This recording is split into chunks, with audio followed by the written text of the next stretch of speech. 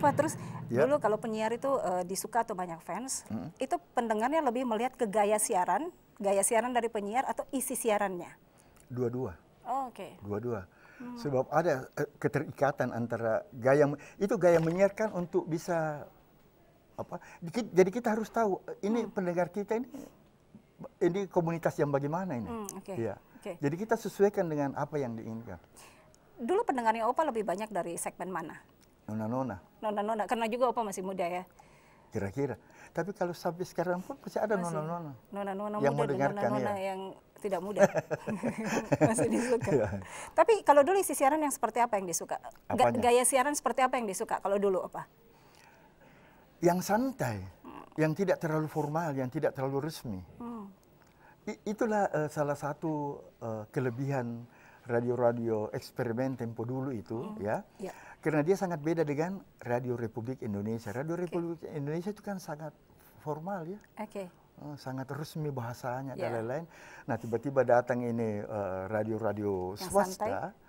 Itu lebih longgar, lebih familiar, lebih terbuka, lebih bisa hahaha di situ. Itu mereka rasa lebih akrab, Lebih santai. lebih santai, iya. Padahal ingin tahu, Ya. saya ini belajar olah vokal, belajar menyanyi, belajar main musik itu di RRI. Oke. Ya.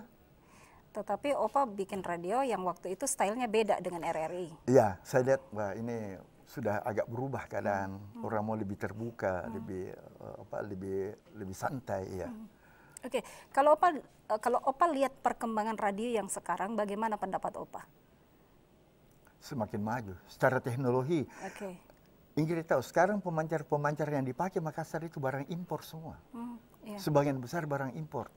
Antenanya saja sudah dipesan dari Italia. Oke. Ya, sebab ini sudah bukan lagi seperti dulu radio dianggap sebagai radio perjuangan dan lain-lain, tapi sekarang itu sudah sebuah perusahaan. Ya.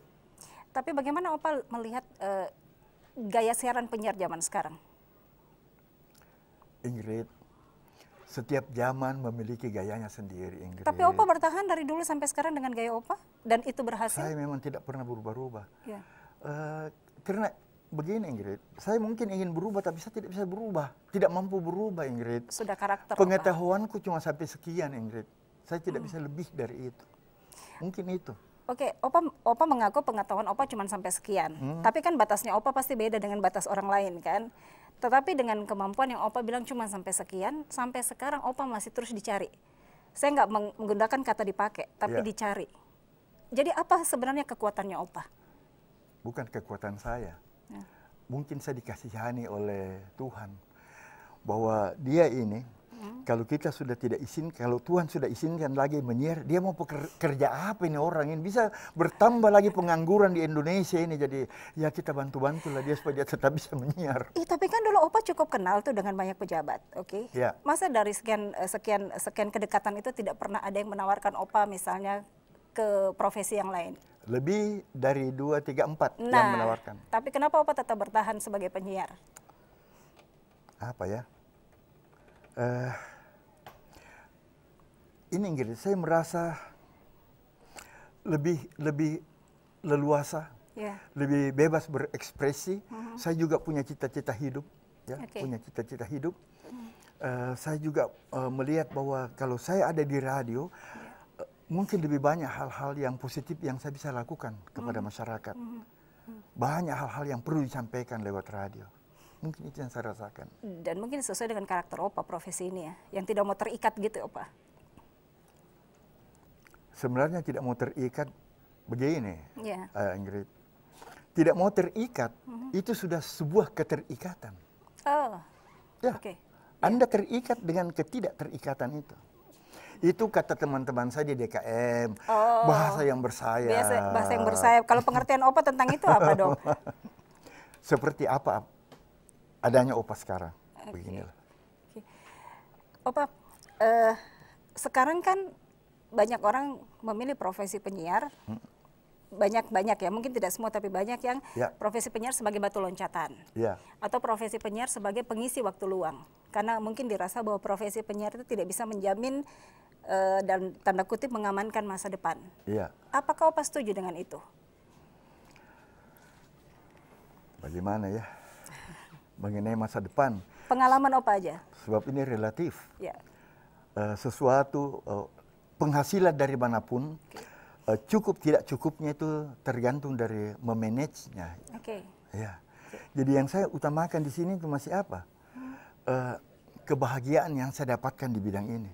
Itu tidak pernah bisa dihitung dengan angka. Itu yang saya rasakan itu.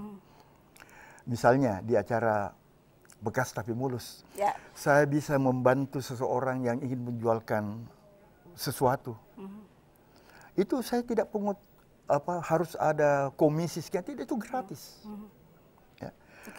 Ingin mencari pekerjaan, ada lagi yang membuka lowongan pekerjaan, itu kami bantu itu untuk carikan itu. Itu saya senang, itu sangat senang. Artinya orientasi Opa dengan profesi itu lebih kepada menolong orang daripada mencari uang waktu itu? Lebih mungkin begitu. Padahal saya juga butuh uang. Tapi tidak ada yang mau kasih uang. So, Opa menikah itu waktu masih jadi penyiar?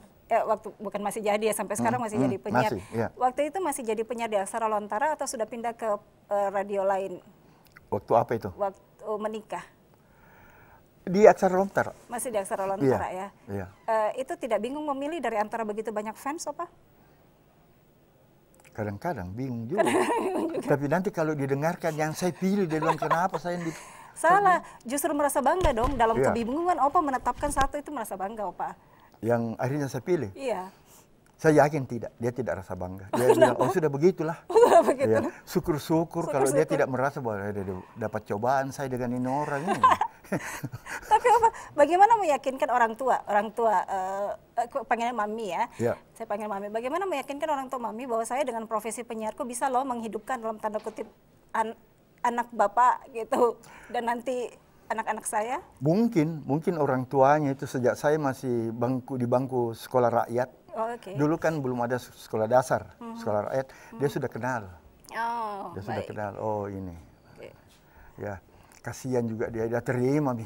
Kira-kira begitu. Jangan sampai orang tuanya Mami juga pendengarnya Opa dulu? Ya? Atau fansnya Opa? Tidak. Tidak juga.